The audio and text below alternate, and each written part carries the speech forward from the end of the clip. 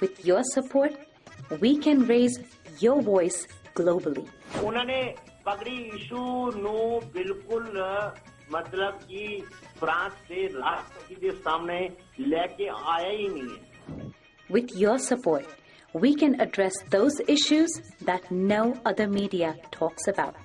ਜੋ ਹਾਲ ਅਕਾਲੀਆਂ ਨੇ ਬਾਦਲ ਕਿਆ ਨੇ ਇਹਨਾਂ ਨੇ ਸਿੱਖੀ ਦਾ ਤੇ ਬੇੜਾ ਗਰਕ ਕੀਤਾ ਹੈ. With your support, we can bring you breaking news from around the world. It's about consulting our allies and having a dialogue.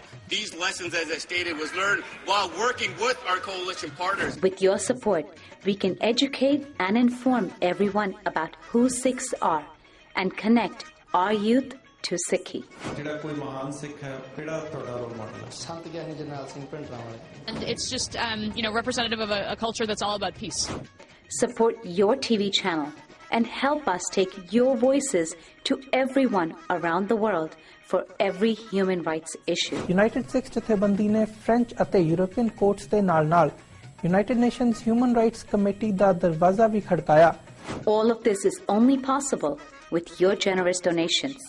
Continue your support to us and let's go further together. To donate today, please log on to our website www.tv84.tv and donate via PayPal on our website, or you can mail us your donations to TV84 36-01 37th Avenue, Long Island City, New York 11101.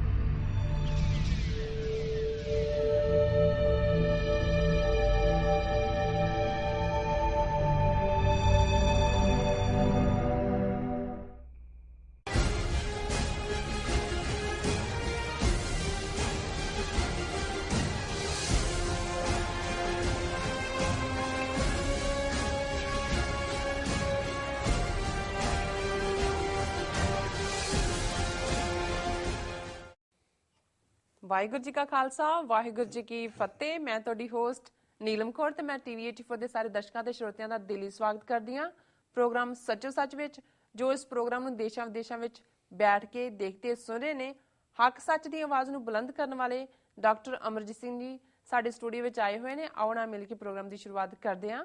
ਜੀ doctor ਸਾਹਿਬ ਵਾਹਿਗੁਰੂ ਜੀ ਕਾ ਖਾਲਸਾ ਵਾਹਿਗੁਰੂ ਜੀ ਕੀ ਫਤਿਹ। ਜੀ doctor Sahib ji ਆਇਆਂ ਨੂੰ programme ਸੱਚੋ ਸੱਚ ਵਿੱਚ। ਸ਼ੁਕਰੀਆ ਜੀ doctor ਸਾਹਿਬ, ਅੱਜ ਡੇਟ ਹੈਗੀ ਹੈ 5 ਮਈ 2016, 22 ਵਿਸਾਖ ਨਾਨਕਸ਼ਾਹੀ ਸੰਮਤ 548 ਦਾ ਦਿਨ ਹੈ। ਤੇ ਡਾਕਟਰ ਸਾਹਿਬ, ਪ੍ਰੋਗਰਾਮ ਦੇ ਸ਼ੁਰੂ ਵਿੱਚ ਤੁਸੀਂ ਸਾਡੇ ਦਰਸ਼ਕਾਂ ਨਾਲ ਅੱਜ ਕਿਹੜੀਆਂ ਵਿਚਾਰ ਚਰਚਾਵਾਂ ਸਾਂਝੀਆਂ ਕਰਨ ਜਾ ਰਹੇ ਹੋ? ਪਹਿਲਾਂ ਇਹ ਦੱਸੋ ਵੀ ਦਿਨ ਦੇ ਵਿੱਚ ਹੱਥ ਕਿੰਨੀ ਵਾਰ ਧੋਂਦੇ ਹੋ ਤੁਸੀਂ? ਮੈਨੂੰ ਤੇ ਜਦੋਂ ਲੱਗਦਾ ਧੋਣੇ ਮੈਂ ਉਦੋਂ ਧੋਂਦੀ ਹਾਂ, ਉਨੀ ਵਾਰੀ ਧੋਂਦੀ ਹਾਂ। ਅੱਛਾ, ਬਹੁਤ ਸਾਰੀਆਂ ਬਿਮਾਰੀਆਂ ਖਾਸ ਤੌਰ ਤੇ ਤੁਹਾਡੇ ਸਾਹ ਨਾਲ ਸੰਬੰਧਿਤ ਰੈਸਪੀਰੇਟਰੀ ਅੱਜ ਕੱਲ੍ਹ ਜਿਵੇਂ ਫਲੂ ਹੈ ਜੀ, ਜਾਂ ਸਟਮਕ ਨਾਲ ਰਿਲੇਟਡ ਜਿਵੇਂ ਡਾਇਰੀਆ, ਉਹਦਾ ਵੱਡਾ ਕਾਰਨ ਹੀ ਇਹ ਹੁੰਦਾ ਹੈ ਕਿ ਅਸੀਂ ਹੱਥ ਪ੍ਰੋਪਰਲੀ ਨਹੀਂ ਧੋਂਦੇ। ਅਸੀਂ ਹੱਥ ਮਿਲਾਉਂਦੇ ਹਾਂ, ਕਈ ਵਾਰੀ ਨਿੱਛ ਮਾਰ ਕੇ ਐਂ ਹੱਥ ਕੀਤਾ ਹੁੰਦਾ। ਇਸ ਲਈ ਹੁਣ ਉਹ ਕਹਿੰਦੇ ਨੇ ਸਨੀਜ਼ਿੰਗ ਵੇਲੇ ਐਂ ਨਹੀਂ ਕਰਨਾ ਚਾਹੀਦਾ, ਐਂ ਮਾਰਨੀ ਚਾਹੀਦੀ ਹੈ। ਔਰ ਬਹੁਤ ਵੱਡੀ ਗਿਣਤੀ 'ਚ ਕਈ ਵਾਰੀ ਇਹ ਪਰਸੈਂਟੇਜ ਜਿਹੜੀ ਸਾਹ ਨਾਲ ਸੰਬੰਧਿਤ ਜਾਂ ਐਲਰਜੀਜ਼ ਨਾਲ ਸੰਬੰਧਿਤ ਹੈ ਜਾਂ ਦੂਜਾ 30 ਤੋਂ 40% ਤੱਕ ਜਿਹੜੇ ਰੋਗ ਨੇ ਇਸ ਨਾਲ ਸੰਬੰਧਿਤ ਉਹ ਰੋਕੇ ਜਾ ਸਕਦੇ ਨੇ ਜੇ ਅਸੀਂ ਪ੍ਰੋਪਰ ਤਰੀਕੇ ਨਾਲ ਹੱਥ ਧੋਈਏ। ਕਿੰਨਾ ਵਕਤ ਲਾਉਂਦੇ ਹੋ ਹੱਥ ਧੋਂਦੇ? ਜਿੰਨੇ ਕਿ ਗੰਦੇ ਹੋਣ? ਨਹੀਂ, ਇੱਥੇ ਤਾਂ ਗੰਦੇ ਹੁੰਦੇ ਨੇ, ਇੱਥੇ ਕਿਹੜੇ ਪਾਥੀਆਂ ਪੱਥਣੀਆਂ ਨੇ, ਇੱਥੇ ਨਹੀਂ ਹੁੰਦੇ। ਫਿਰ ਵੀ ਜਿਹੜਾ, ਕਿਉਂਕਿ ਤੁਹਾਨੂੰ ਲੱਗੇਗਾ ਵੀ ਇਹ ਓਪਨਿੰਗ ਦੇ ਵਿੱਚ ਮੇਰੇ ਦੁਆਲੇ ਹੋ ਗਏ।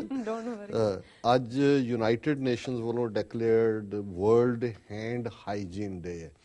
ਔਰ ਇਹ ਕਿੰਨਾ ਇੰਪੋਰਟੈਂਟ ਦਿਨ ਹੋਏਗਾ ਕਿ ਬਹੁਤ ਸਾਰੇ ਹੋਰ ਦਿਨ ਜਿਹੜੇ ਯੂਨਾਈਟਿਡ ਨੇਸ਼ਨਸ ਨੇ ਐਟਰੀਬਿਊਟ ਕੀਤੇ ਨੇ ਬਾਕੀ ਚੀਜ਼ਾਂ ਨੂੰ, ਕਿ ਹੱਥ ਧੋਣੇ ਕਿੰਨੇ ਅਹਿਮ ਨੇ ਕਿ 192-93 ਦੇਸ਼ਾਂ ਦੀ ਸੰਸਥਾ ਨੇ ਇੱਕ ਦਿਨ ਮੁਕਰਰ ਕੀਤਾ ਹੈ ਦੁਨੀਆ ਭਰ ਦੇ ਵਿੱਚ ਕਿ ਵੀ ਅੱਜ ਵਰਲਡ ਹੈਂਡ ਹਾਈਜੀਨ ਡੇ ਹੈ। ਔਰ ਜਦੋਂ 2015 ਦੇ ਵਿੱਚ ਇਹ ਦਿਨ ਮਨਾਇਆ ਗਿਆ ਜੀ ਤੇ ਉਸ 'ਚ ਉਹਨਾਂ ਨੇ ਦੁਨੀਆ ਭਰ 'ਚ 18,365 ਹਸਪਤਾਲ ਤੇ ਹੈਲਥ ਕੇਅਰ ਫੈਸਿਲਿਟੀਜ਼ ਤੇ 114 ਦੇਸ਼ਾਂ ਦੇ ਵਿੱਚ ਉਹਨਾਂ ਨੇ ਇਹ ਸਾਰਿਆਂ ਨੂੰ ਗਲੋਬਲ ਕੈਂਪੇਨ ਦੇ ਤੌਰ ਤੇ ਕਵਰ ਕੀਤਾ। ਔਰ ਇਹ ਬੜਾ ਇੰਪੋਰਟੈਂਟ ਹੈ। ਔਰ ਖਾਸ ਤੌਰ ਤੇ ਅਸੀਂ ਜਦੋਂ ਅਸੀਂ ਆਪਣੇ ਇੱਕ ਸਾਲ ਦਾ ਪੀਰੀਅਡ ਦੇਖੀਏ ਔਰ ਜੇ ਅਸੀਂ ਕੈਲੰਡਰ ਰੱਖੀਏ ਕਿ ਕਿੰਨੀ ਵਾਰੀ ਸਾਨੂੰ ਜ਼ੁਕਾਮ ਹੁੰਦਾ ਹੈ, ਕਿੰਨੀ ਵਾਰੀ ਅਸੀਂ ਡਾਇਰੀਆ ਔਰ ਦੂਸਰੇ ਦਾ ਸ਼ਿਕਾਰ ਹੁੰਦੇ ਹਾਂ, ਔਰ ਉਹਦੇ 'ਚੋਂ ਲਗਭਗ 40% ਕੇਸਾਂ 'ਚ ਅਸੀਂ ਉਹਨੂੰ ਅਵੋਇਡ ਕਰ ਸਕਦੇ ਹਾਂ। ਬਹੁਤ ਵਾਰੀ ਸਾਡੇ ਲਈ ਹੱਥ ਧੋਣਾ ਵੀ ਇਹ ਹੁੰਦਾ ਕਿ ਇਹਨਾਂ ਤੋਂ ਉਂਗਲਾਂ ਹੀ ਐਂ ਕੀਤੀਆਂ ਹੁੰਦੀਆਂ।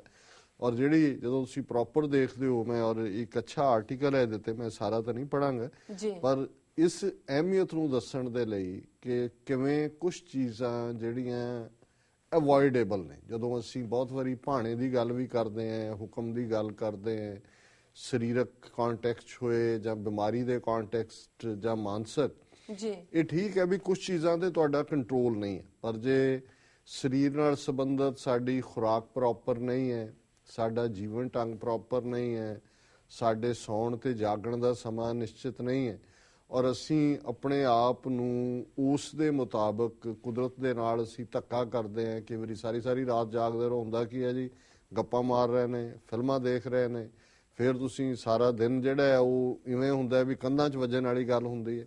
ਸੋ ਕੁਦਰਤ ਦਾ ਇੱਕ ਨੇਮ ਹੈ ਔਰ ਹਰ ਚੀਜ਼ ਦਾ ਇੱਕ ਧਰਮ ਹੈ, ਇਸੇ ਤਰ੍ਹਾਂ ਸਰੀਰ ਦਾ ਇੱਕ ਧਰਮ ਹੈ।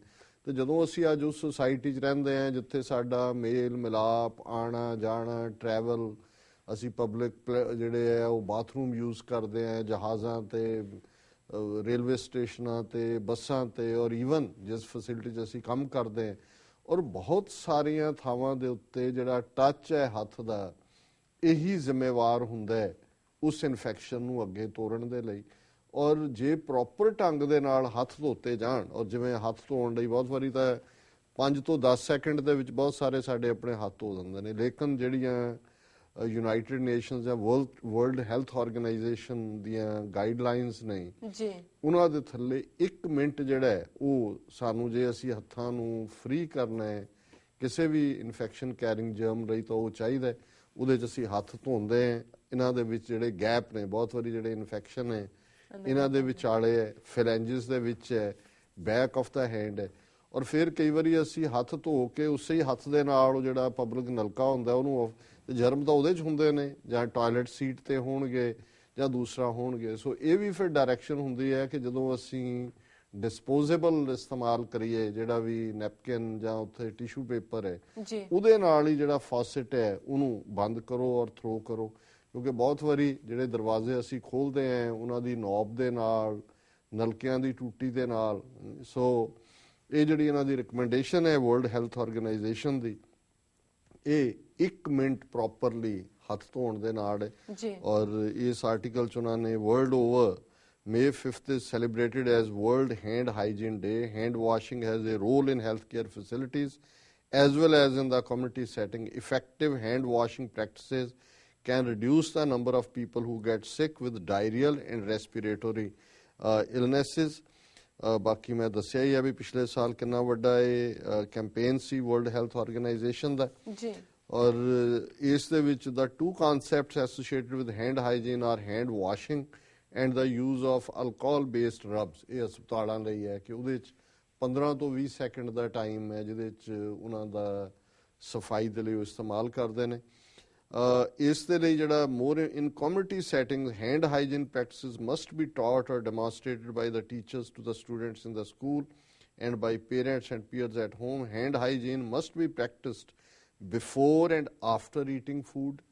ਖਾਣਾ ਖਾਣ ਤੋਂ ਪਹਿਲਾਂ। ਔਰ ਜੇ ਤੁਸੀਂ ਬਚਪਨ 'ਚ ਆਪਣੇ ਪੇਰੈਂਟਸ ਨੂੰ ਯਾਦ ਕਰੋ ਤੇ ਉਹ ਕਹਿੰਦੇ ਚਲੋ ਹੱਥ ਧੋ ਕੇ ਆਓ, ਤੇ ਕਈ ਤੁਰੇ ਜਾਂਦੇ ਆਈ ਹੱਥ ਪਾਣੀ ਨਾਲ ਲਪੇਟ ਕੇ, ਭੁੱਖ ਲੱਗੀ ਹੁੰਦੀ ਆ, ਤੁਸੀਂ ਚੱਜ ਨਾਲ ਜਿਹੜਾ ਧੋਂਦੇ ਵੀ ਨਹੀਂ। ਲੇਕਿਨ ਉਸ ਜਨਰੇਸ਼ਨ ਨੂੰ ਜਿਹੜੀ ਭਾਵੇਂ ਬਹੁਤਿਆਂ 'ਚ ਬਹੁਤੇ ਪੜ੍ਹੇ ਲਿਖੇ ਨਹੀਂ ਵੀ ਸੀ, ਉਹਨਾਂ ਨੂੰ ਇਸ ਇੰਪੋਰਟੈਂਟ ਦਾ ਅਹਿਸਾਸ ਸੀ ਕਿ ਭਾਈ ਇਹ ਕੀ ਹੈ।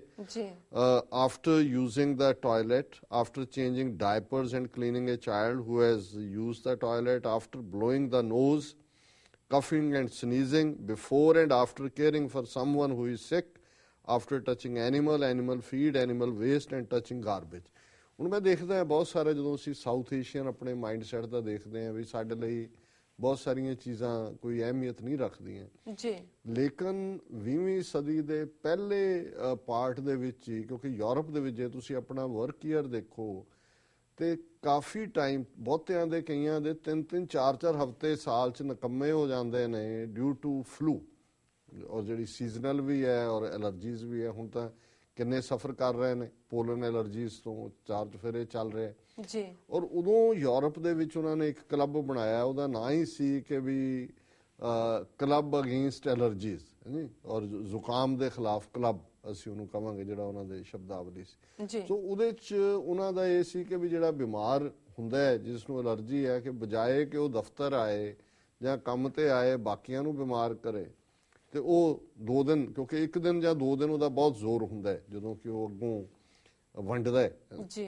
ਤੇ ਉਹ ਹੁੰਦਾ ਸੀ ਕਿ ਵੀ ਉਹ ਜ਼ੁਕਾਮ ਦੇ ਖਿਲਾਫ ਕਲੱਬ ਦੀ ਟੀਚਿੰਗ ਹੀ ਇਹ ਸੀ ਕਿ ਬਈ ਆਰਾਮ ਕਰੋ, ਔਰ ਜਿਹੜਾ ਰੈਸਟ ਹੈ ਉਹ ਤੁਹਾਨੂੰ ਜਿਹੜਾ ਹੈ ਵੈਸੇ ਵੀ ਰਾਹਤ ਦਿੰਦਾ ਹੈ। ਔਰ ਹੁੰਦਾ ਕਈ ਵਾਰੀ ਇਹ ਹੈ ਵੀ ਅਸੀਂ ਭੱਜੇ ਦੌੜੇ ਰਹਿੰਦੇ ਹਾਂ, ਨੱਕ ਵੀ ਪੂੰਝਦੇ ਰਹਿੰਦੇ ਹਾਂ, ਭੱਜ ਵੀ ਰਹੇ, ਔਰ ਕਈ ਹਫ਼ਤੇ ਫਿਰ ਜਾ ਕੇ 2-3 ਹਫ਼ਤੇ ਬਾਅਦ ਫਿਰ ਡਾਕਟਰ ਕੋਲ ਹੁੰਦੇ ਜੀ ਐਲਰਜੀ ਤਾਂ ਠੀਕ ਹੋ ਜਾਣੀ ਸੀ ਹਫ਼ਤੇ, ਜੇ ਤਾਂ ਕਿੰਨੇ ਹਫ਼ਤੇ ਲੰਘ ਗਏ ਨੇ। ਸੋ ਕੁੱਲ ਮਿਲਾ ਕੇ ਮੈਂ ਇਹ ਸਮਝਦਾ ਵੀ ਇਹ ਜਿਹੜਾ conclusion ਚ ਇਹਨਾਂ ਨੇ ਕਿਹਾ ਕਿ in the community effective hand washing practices can reduce the number of people who get sick with diarrhea by 31%।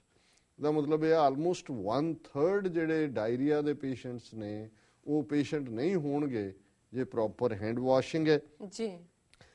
reduced diarrheal illness among people with weakened immune system by 58%। ਹੁਣ ਉਹਨਾਂ ਚੋਂ ਵੀ ਜਿਨ੍ਹਾਂ ਦਾ ਇਮਿਊਨ ਸਿਸਟਮ ਕਮਜ਼ੋਰ ਹੈ, ਬਾਰ-ਬਾਰ diarrhoea ਹੁੰਦਾ, ਉਹ ਅੱਧੇ ਤੋਂ ਜ਼ਿਆਦਾ ਪੇਸ਼ੈਂਟ ਜਿਹੜੇ ਨੇ ਉਹ ਠੀਕ ਬਿਮਾਰ ਨਹੀਂ ਹੋਣਗੇ। 58% ਬਹੁਤ ਵੱਡੀ ਫਿਗਰ ਹੈ।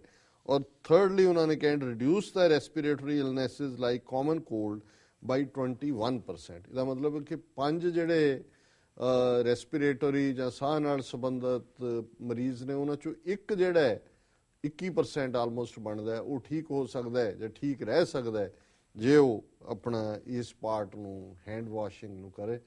ਸੋ ਇਹ ਭਾਵੇਂ ਬਹੁਤਿਆਂ ਨੂੰ ਲੱਗੇਗਾ ਵੀ ਇਹ ਸਿਆਸੀ ਗੱਲਾਂ ਕਰਨ ਵਾਲੇ ਅੱਜ ਹੈਲਥ ਤੇ ਆ ਗਏ, ਪਰ ਮੈਨੂੰ ਲੱਗਿਆ ਵੀ ਕਈ ਵਾਰ ਕੁਝ ਚੀਜ਼ਾਂ ਸਾਡੀ ਕਾਮਨ ਸੈਂਸ ਨਾਲ ਵੀ ਜੁੜੀਆਂ ਹੁੰਦੀਆਂ। ਘਰਾਂ 'ਚ ਬੱਚਿਆਂ ਨੂੰ ਜੇ ਤੁਸੀਂ ਇਹ ਸਿਖਾਉਂਦੇ ਹੋ, ਕੋਲ ਖਲੋ ਕੇ ਪ੍ਰੈਕਟਿਸ ਕਰਾਓਗੇ ਹੱਥ ਧੋਣੇ ਕਿਵੇਂ ਨੇ, ਹਾਲਾਂਕਿ ਸਕੂਲਾਂ ਦੇ ਵਿੱਚ ਇੱਥੇ ਜਾਂ ਦੂਜਾ ਇਸ ਬਾਰੇ ਟੀਚਿੰਗ ਹੁੰਦੀ ਹੈ। ਸੋ ਅੱਜ ਅਸੀਂ ਪਹਿਲਾ ਸੈਗਮੈਂਟ ਹੀ ਜਿਹੜਾ ਹੱਥ ਧੋਣ ਨੂੰ ਦਿੰਦੇ, ਬਿਮਾਰੀਆਂ ਤੋਂ ਦੂਰ ਰੱਖਿਆ ਹੈ। ਤੁਸੀਂ ਇੰਨਾ ਕੁ ਸਾਨੂੰ ਦੱਸ ਕੇ ਕਿੱਦਾਂ ਹੱਥ ਸਾਫ਼ ਕਰਨੇ ਹੈਗੇ ਨੇ, ਚਲੋ ਸਾਡੇ ਦਰਸ਼ਕਾਂ ਨੂੰ ਪਤਾ ਲੱਗਿਆ ਇਸ ਬਾਰੇ। ਤੁਹਾਡਾ ਬਹੁਤ ਬਹੁਤ ਸ਼ੁਕਰੀਆ। ਇਸ ਨਾਲ ਨੇ ਬ੍ਰੇਕ। ਵਿਊਅਰਸ, ਵਿਚਾਰਾਂ ਦਾ ਸਿਲਸਿਲਾ ਇਸ ਤਰ੍ਹਾਂ ਚੱਲਦਾ ਰਹੇਗਾ। ਮਿਲਦੇ ਹਾਂ ਛੋਟੇ ਜਿਹੇ ਵਕਫੇ ਤੋਂ ਬਾਅਦ।